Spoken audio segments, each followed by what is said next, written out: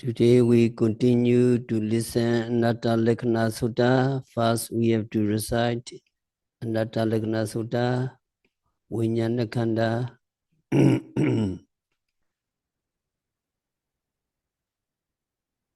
page 119. Viññāṇaṃ, can you follow me? Viññāṇaṃ bhikkhave natta Viññāṇiccā hidam bhikkhave atta abhavaisa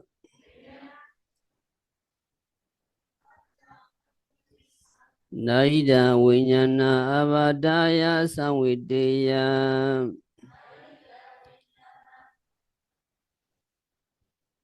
Labbetaca Viññāne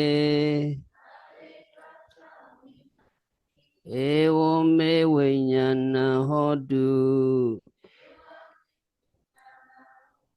Evam me Viññāna mahositi Yasamaca ko bhikkhave Viññāna natta Tasma Viññāna avadaya samviddati Naca labati Viññāne Evam me Viññāna hotu Evam me Viññāna mahositi.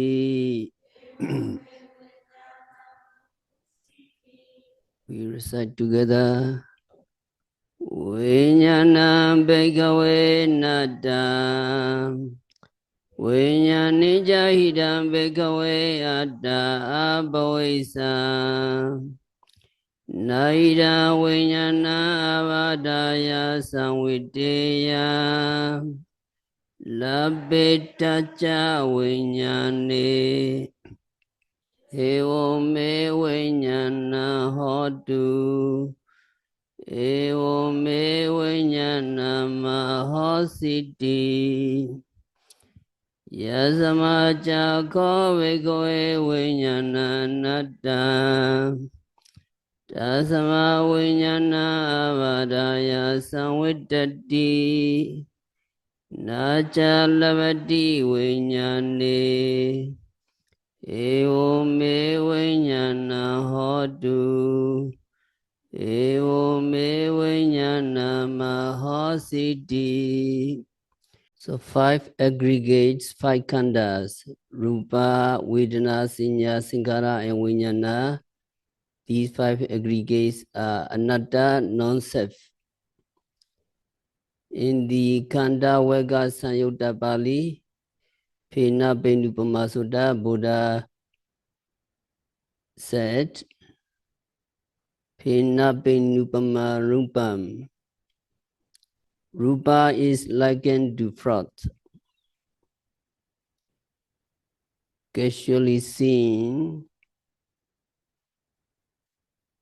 Our body may appear substantial, the human body complete with head, body, hands and feet in female form, in male form appears to be very substantial. Body seems permanent. It looks beautiful and good. But this body is subjected to mental analysis. You take your body into the meditation hall and developing your concentration and mindfulness. And then you can analyze your body. When your concentration getting strengthened because of the diligent practice, by carefully noting, meditators start to realize that going consists of desire to go, the movement, standing, sitting. You very carefully observe. Standing and sitting are made up of desire to stand, desire to sit, followed by a series of movements and expansion, bending, stretching, changing postures. Every bodily behavior you try to observe. When seeing, you continuously noting, seeing, and you capture the seeing consciousness and visible object. In smelling, you capture nose consciousness and odors. Each phenomenon you see arise for that moment, only to pass away instantly. The limbs, hands and feet, the head, the shape of the body are no longer felt and recognized. They appear merely as a recurrent physical process, rising and passing away incessantly. At this stage, you agree with Buddha. You come to understand by yourself how the body is like a mass of froth. Perceiving in this way, you realize that Rupa is impermanent. It is terrible suffering because of incessant arising and vanishing. It is anatta because it is happening not as I wish, but according to its condition. It is not my own inner substance. It is unmanageable. It is uncontrollable. And Buddha said, Vedana Lupama. Vedana feeling is likened to an air bubble. When raindrops fall on the water surface, little pockets of air find themselves trapped in the surrounding wall of water, forming minute bubbles. You see children playing. Children produce similar bubbles to play with by blowing softly from a blowpipe. Conglomeration of these minute bubbles form a mass of froth. These bubbles are formed whenever raindrops fall on the surface of water, only to vanish instantly. Feeling, which experience the sensation, is likened to the bubbles because of its nature of incessant perishing after arising. Yogi agreed that you have known through your personal knowledge, but ordinary people cannot accept this. Because ordinary people, they're not mindful, their view on looking long at the beautiful object is that the pleasant sight remains for quite a long time. When an unpleasant sight has been seen for some time, they're not mindful And they think it will also last for a long time. The ordinary object, neither pleasant nor unpleasant, is also thought to last long, to remain permanently. And also hearing, whatever is pleasant or unpleasant to hear is believed to remain long, especially painful feeling. Dukkha Vedana is thought to remain for days, months, or years, because some people very unfortunate, they have to suffer for long. The painful feeling is thought to remain for days, months, or years. So the ordinary people's view of feeling is not quite what really happens. It quickly vanishes like a bubble. To personally realize this truth, meditator must become engaged in observing constantly the Nama-rupa process happening inside your body. The whole hour, the whole day, the whole month, you continuously observing this Nama-rupa process. If engaged in this way in observing constantly the Nama-rupa process, meditators will perceive at the stage of Uddiyabhaya Jnana and Bhinga Jnana, knowledge of rise and fall, knowledge of dissolution. Some yogi reach very clearly. They perceive that whatever is pleasant, unpleasant to see, to hear, to smell, to taste, vanish instantly. The passing away of painful feeling is especially vivid. Observing the painful feeling as pain, pain, with each noting, meditators see the perishing of each pain, because the concentration is very sharp, mindfulness is good.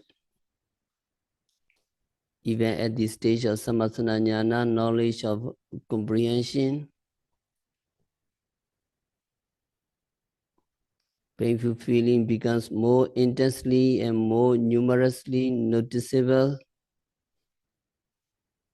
At each noting, the pain from each place of observation vanish. So the pain from one place vanish when noted, from another place vanish when noted. That process goes on, and the pain vanish when noted as if instantly removed by hand. So for the meditators whose concentration has become strengthened, the pleasant side which is seen and noted vanish quickly. But since there is eye sensitivity and visual object, because karma is still going on, the objects are in front of you and the eye sensitivity is occurring, then the sight is seen again.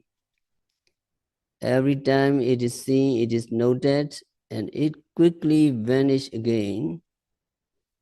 So the process goes on and on. The same process takes place with unpleasant object and neither pleasant nor unpleasant object, especially in hearing. disappearance with each noting of pleasant, unpleasant, and neutral feeling or sound is very clear. Many yogis reported, but seeing is some yogi very clear, but most of the yogi not clear. And various sensations of smell disappear when noted. The taste sensations are especially vivid to the yogi who keeps noting the taste. The delicious taste he feels while chewing the food keeps on vanishing and rising with each act of his noting.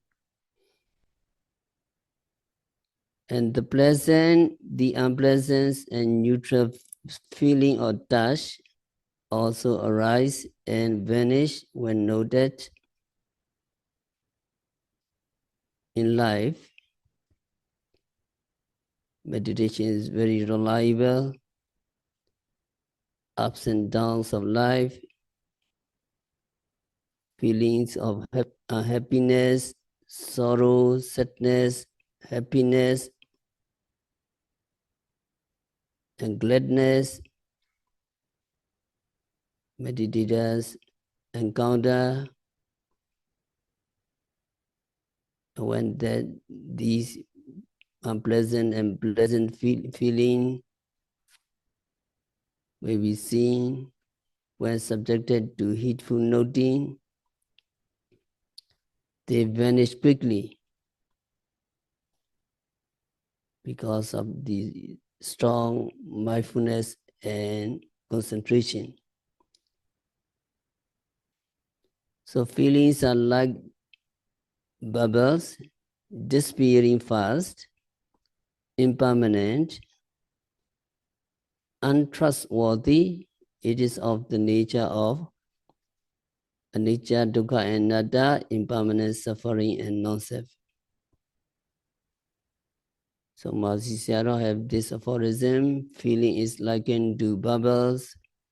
It is unstable. It is impermanent, constantly rising and vanishing. It is suffering. It is not self. So can you follow me? Feeling is likened to bubbles. Feeling is likened to bubbles. It is unstable, impermanent, constantly rising and vanishing. It is suffering.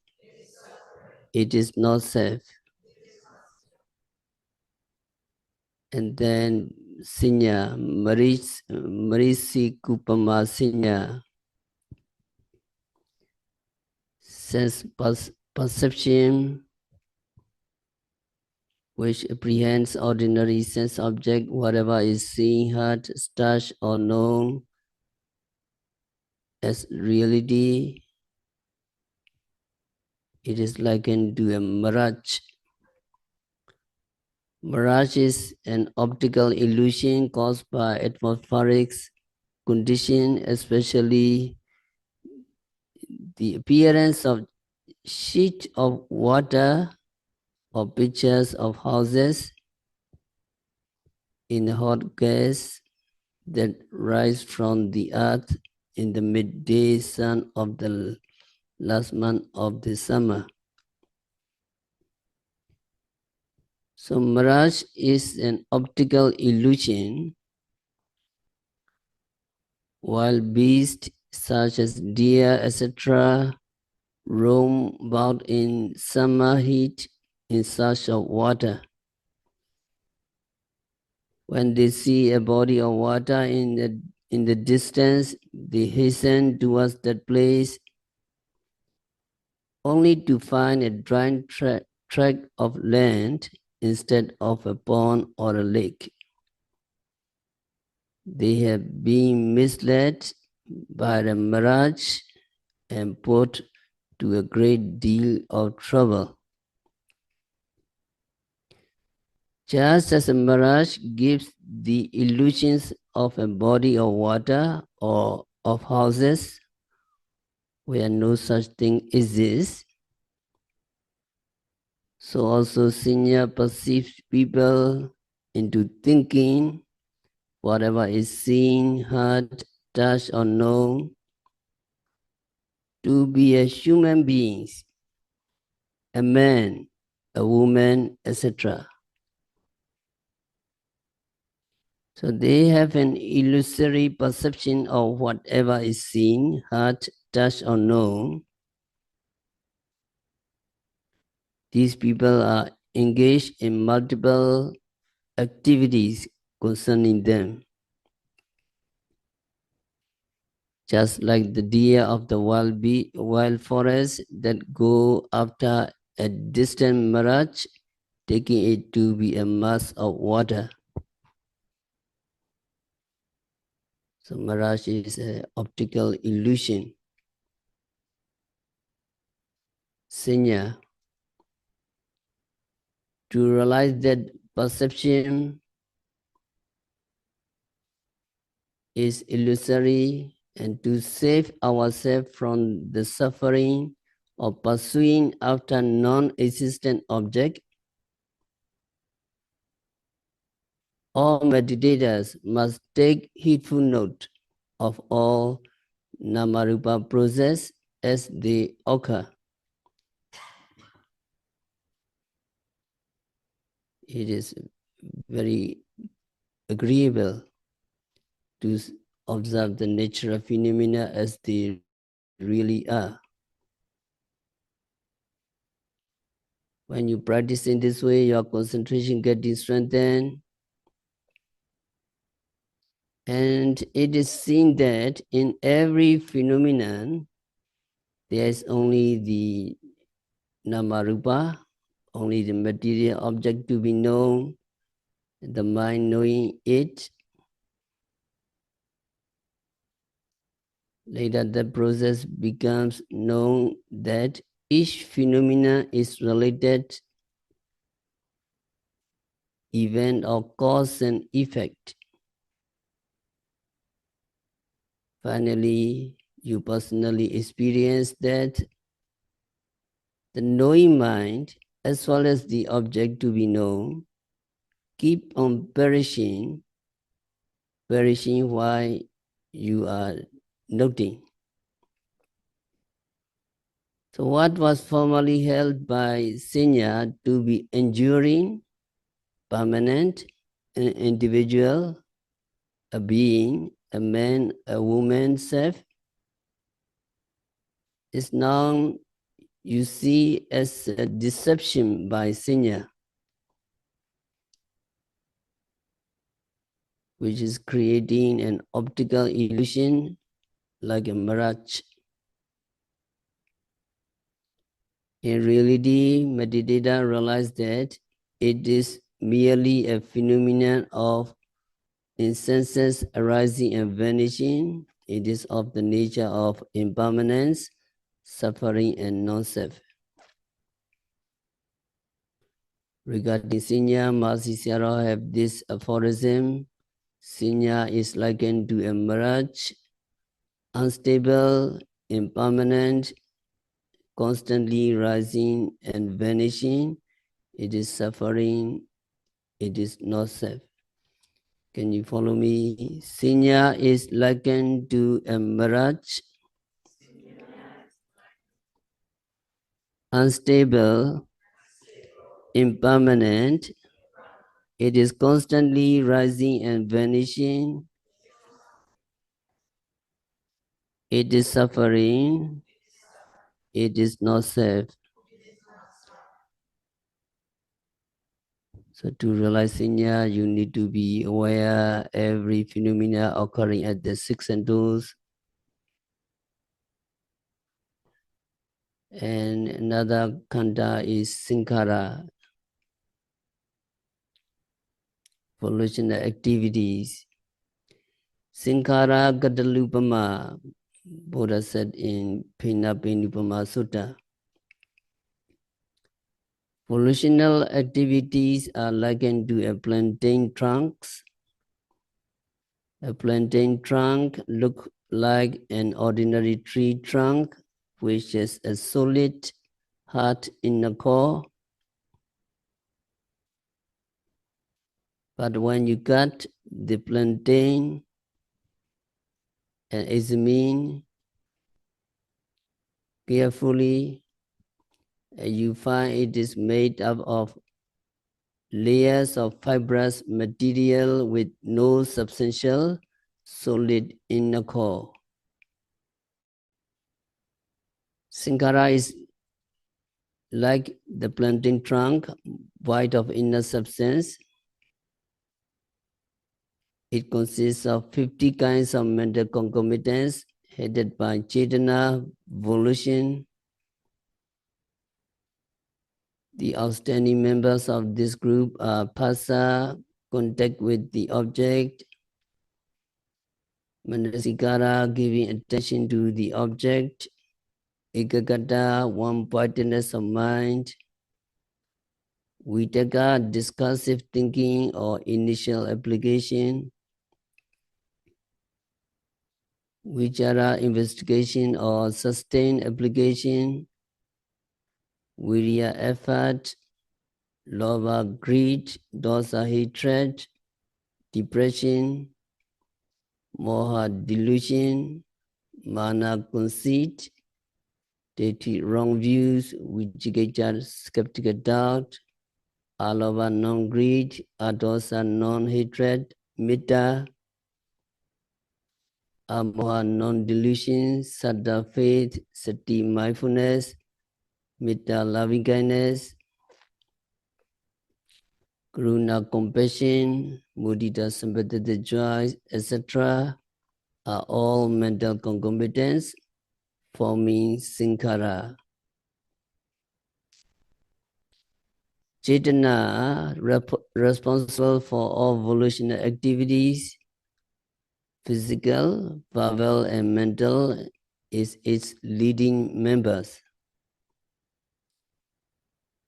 So these Sankara Dhammas are numerically large and being involved in all our activities, physical, vocal, and mental, are very prominent. So Sankara are mainly responsible for the atta clinging, that is, I, self, doing all these activities. Sankharas appear to possess a hard core of inner substance. However, in reality, Sankharas are devoid of useful inner substance, the hard core. So meditators can see the reality by taking note constantly of the phenomena of nama and rupa, mind and matter process. So meditators are constantly taking note while going, or left, right, or raising, dropping, raising, pushing forward, droppings. You're taking note while practicing walking. And you come to notice all the arising of the desire to go. When concentration becomes stronger, and you observe the desire to go is vanishing. Although desire to go is usually described as the mind to go, it is actually Sankara under the guidance of Chetana volition. It is a volitional activities led by Chetana that motivates the actions of going.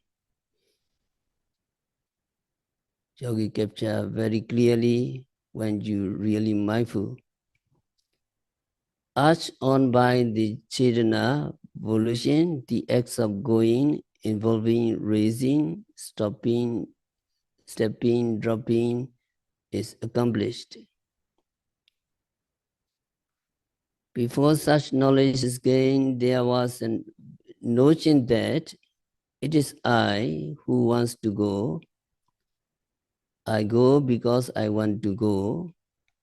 A clinging to atta. Now you capture the desire to go. That desire to go is seen to be perish away, and the knowledge appears that there is no self, only a phenomenon. And you capture other Sankara Khanda, desire to bend, desire to stretch, desire to move. All you capture.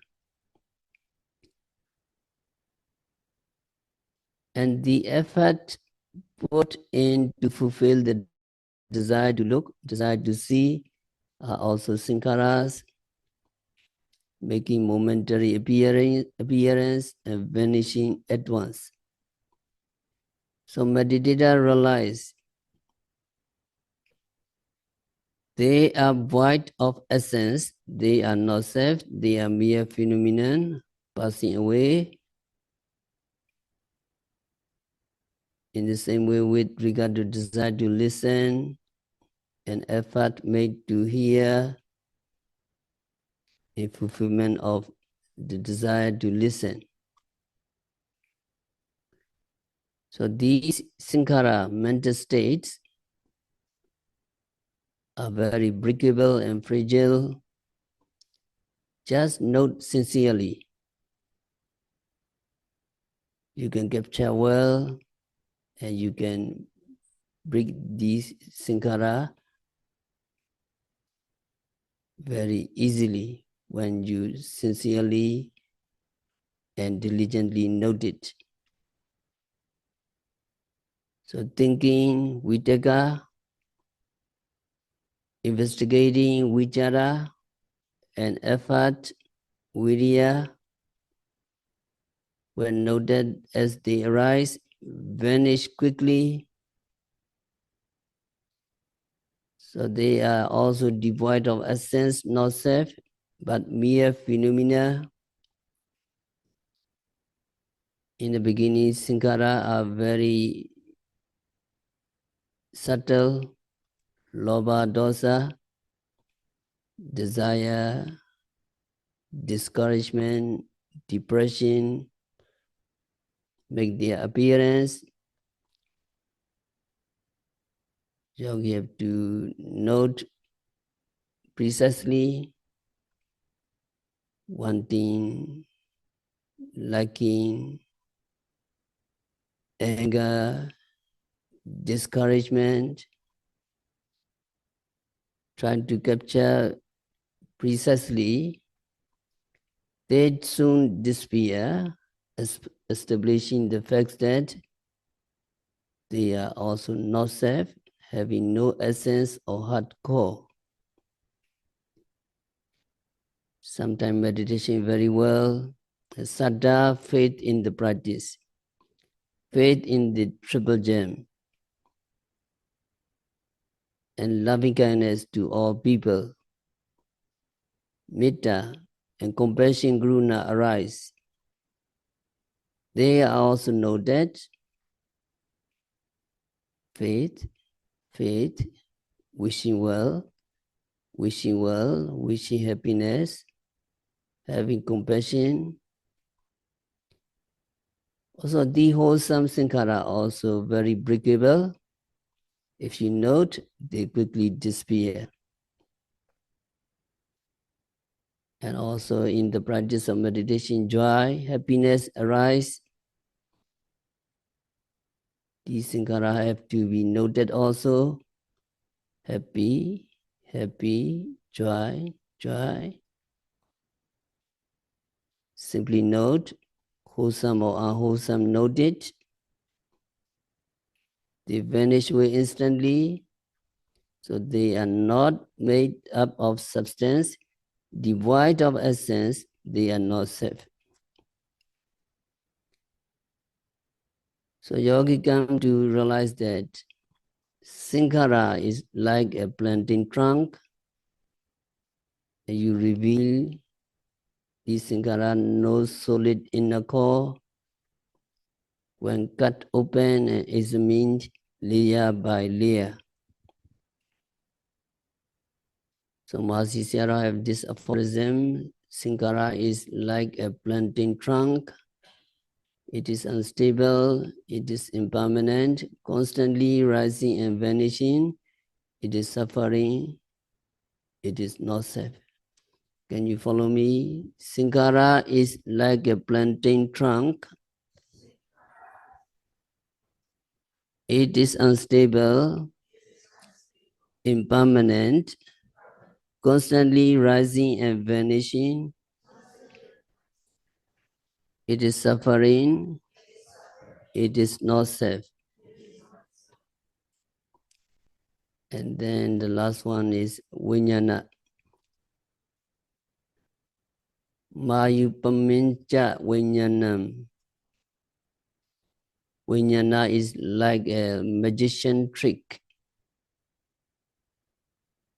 Becoming conscious of something is like producing a magician trick. When seeing an object, a person ordinarily knows that he see a man, he see a woman. He also knows that I see, it is I who see. I see a man, so he is tricked by Vijnana, his magician trick. When hearing anything also, he knows, I hear a man's voice, I hear a woman's voice, I hear, it is I who hear. So he is also tricked by magician, Vijnana. Getting a smell, he knows it is the smell of such and such a person. I smell. When eating, he knows this is food I eat is prepared by such and such a person. It is I who eat. So it is deceived by magician Vijnana. When touching, he knows, I have touched so and so. It is I who touch. He is tricked by magician Vijnana. In thinking also, he considers this, I'm thinking. It is I who think. To know, to become conscious of things in this manner is not knowing nama rupa as they really are, or to know wrongly judge from the standpoint of ultimate truth, from the standpoint of noble truth. So such wrong knowledge is not brought about by the five vijnanas. Chakku vijnana, seeing consciousness, sota vijnana, hearing consciousness, etc. The five vijnanas cognize only what is ultimately true. Chakku vijnana, seeing consciousness, cognize only visible sight. Sota vijnana, hearing consciousness, cognize only sound, not as the wrongly conceived objects of man, woman, etc. But at the end, full process of particular cognition, Chaita Viti, when reflection takes place with rising of mind consciousness, manovinyana, misconception, a man or woman with regard to the visible sight previously seen are liable to occur. So when we see something, there are different moments in what we call seeing. When a visible object comes into the avenue of the eye sensitivity, as we say, when a visible object strikes at the retina, the flow of inactive consciousness, bhoinga, is disturbed. So when it is disturbed, it vibrates or it is shaken. After 3 moments, it ceases. In its place, there arises another kind of consciousness, an active consciousness. At that moment, the mind turns towards the present object. The mind turns towards the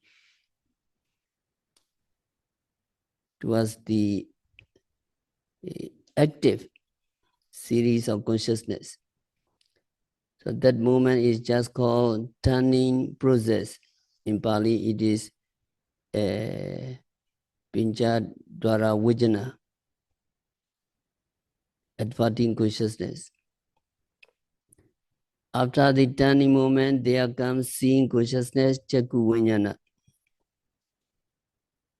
After the mind has turned to the visible object, the mind see it. It is called seeing consciousness, Chakku Vijnana. The seeing consciousness is a very weak consciousness. It is very superficial seeing, just seeing the visible object and nothing more. After the seeing moment disappear, there is another moment, receiving moment. In Pali, it is sampadicana. That means the mind receives the object presented to it after it has been seen. After the receiving moments comes the moments of investigation, santirana. In this moment, the object is investigated as to whether it is desirable object or an undesirable object, as to whether it is an agreeable or a disagreeable object or a neutral object. After the investigation consciousness comes the determining moments. At this moment, the object is determined as agreeable, disagreeable, or neutral. Once the object is determined, there follow moments of the real experiencing the object. These moments are said to run for 7 times under normal condition. These moments are the most active. They are the productive moments. These moments can be accompanied by either attachment, lust, or craving, or anger, or delusion. If the person have a wise reflection, he or she is inclined to wholesome deeds, he have good friends, there may come wholesome impulsion. If the mental inclination is not wholesome, and bad companion, etc., there may come attachment, anger, and delusion. After these very active moments of thoughts, active moments of consciousness, there follow two moments. These two moments take the object taken by the active moments preceding them. Then the inactive consciousness arises again, or the series of consciousness lapse into inactive consciousness. So this is the thought process that arises when we see something. It is unbelievable that there could be so many moments in just an act of seeing. There is multiplicity of events taking place in a single act of seeing. So when seeing something, our mind is greatly absorbed in the different moments. These moments cannot be seen by ordinary people because they are so small, so short, and so subtle. Only the minds of the Buddha can see all these moments. Buddha described these moments so that we understand that there are all these moments involved in just one single act of seeing,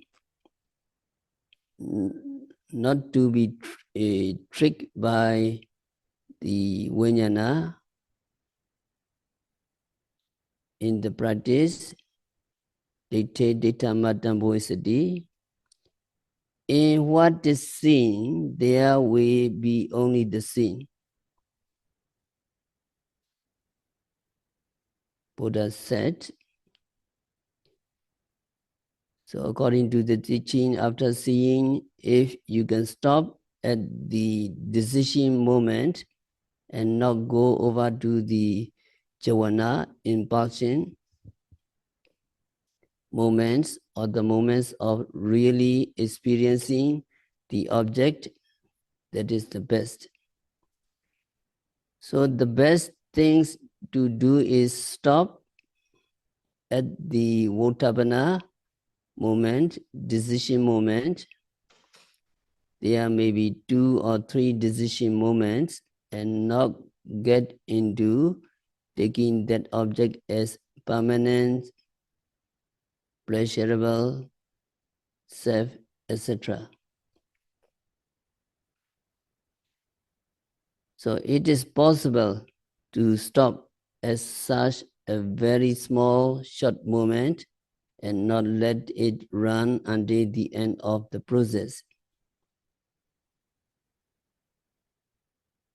It is possible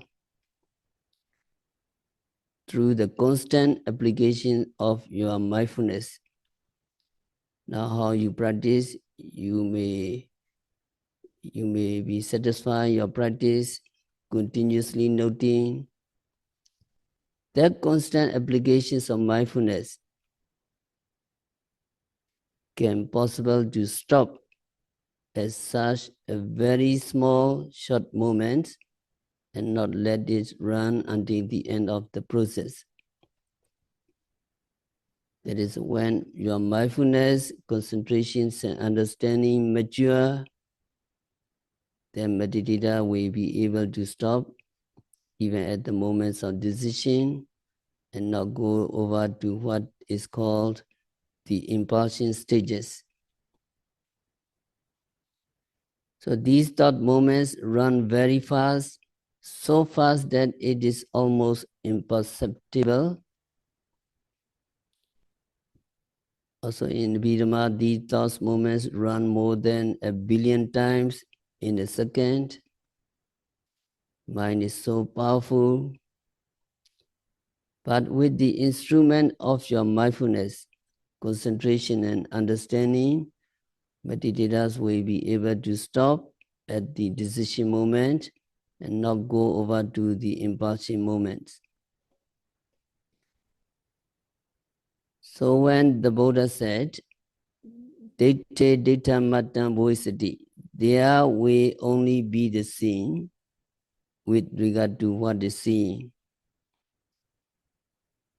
Buddha meant that Meditator should stop at just the moments of decision.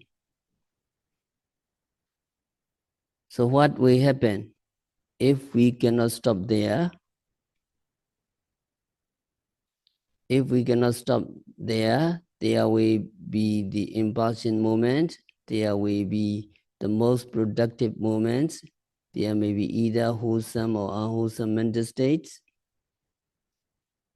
The wholesome or unwholesome mental states are very weak, and so they cannot give many results. If we cannot stop there, then there we follow another mental process, another thought process. We always go back to what happened, what we have seen. It is our habit. We always go back to what we have seen or what we have experienced. So the next moment or the next phase, it is recollecting phase. During the recollecting phase, our mind takes the object which has just been seen, which has disappeared from the avenue of the eye's sensitivity. So the next phase, the recollecting phase, takes the object which has just gone out of existence. If we cannot stop at the first thought process, we may be able to stop at the second thought process. This second thought process does not arise through the five senses. And if we cannot stop at the second thought process, it is still good because thought process takes the object which is a reality. It is not a concept yet.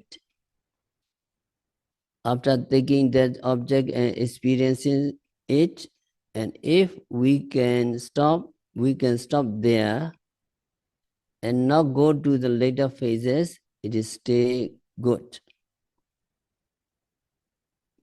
Because we will not have either attachment or anger or hatred with regard to that object which we have seen.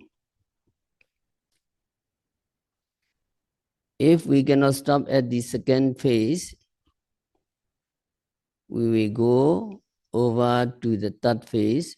During the third phase, we begin to see not reality. We begin to see concept. We begin to see things, a being or a man or a woman.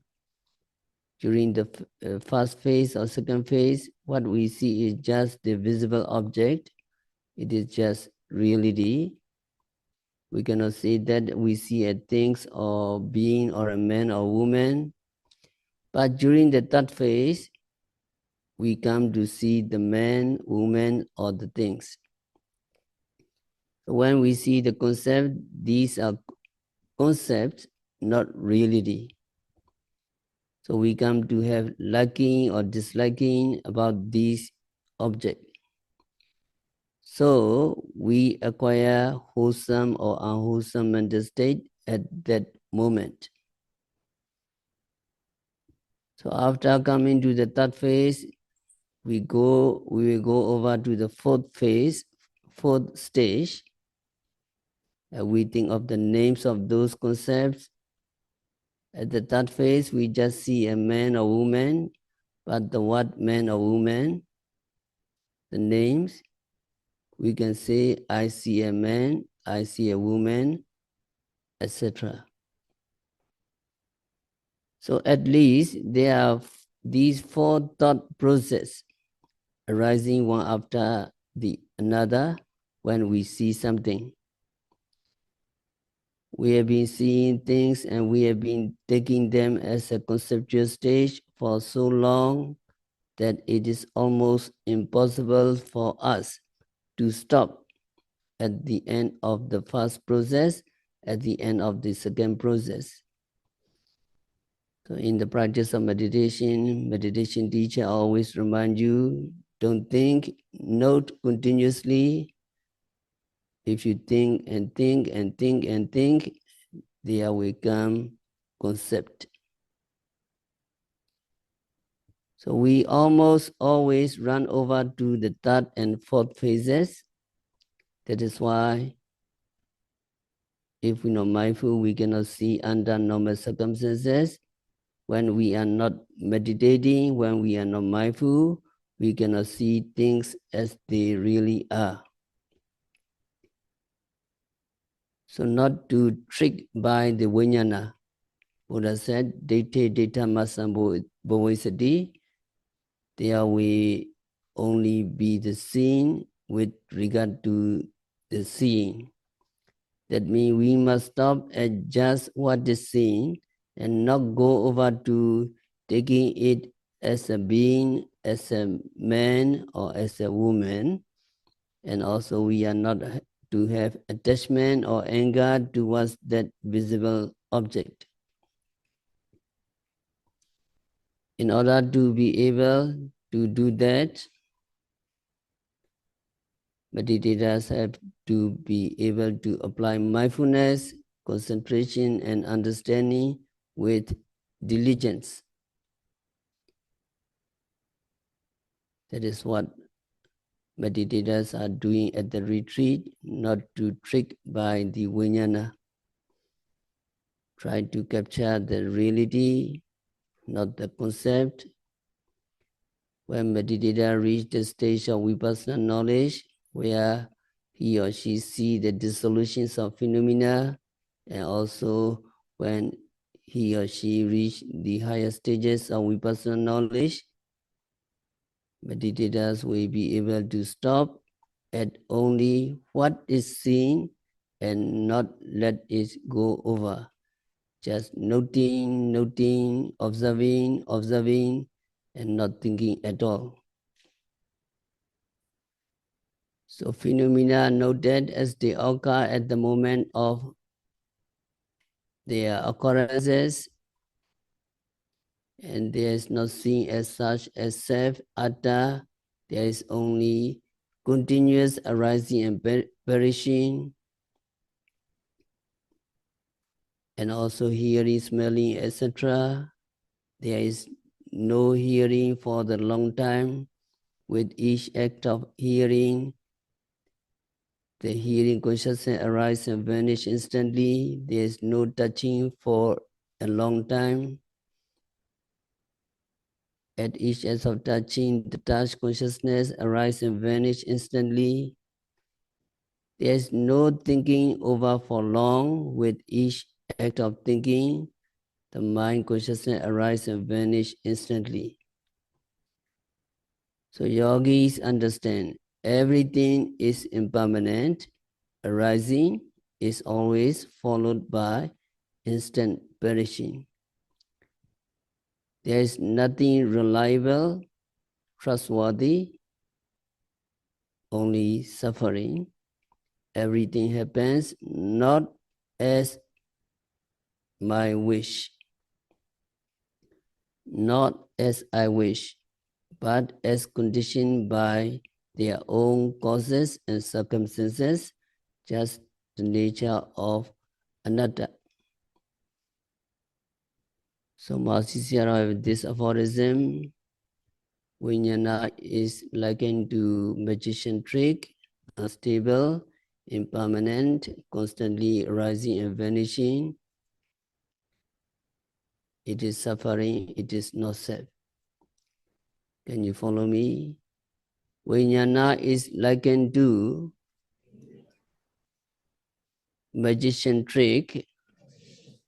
It is unstable, it is impermanent, it is constantly rising and vanishing, it is suffering, it is not self. So today, Penna Penupama Sutta it is quite obvious that the five aggregates are void of permanent substance, wholesome, pleasant in a core. They are not self, but of the nature of insubstantiality. So we have to stop our discourse for today. By practicing Vipassana meditation, by observing every phenomena occurring at the six senses, by virtue of having given respectful attention to the discourse on Anattalakkhaṇa Sutta and Pena Penipama Sutta, may all yogis be liberated from all suffering. May all yogis realize the real peace in the very near future.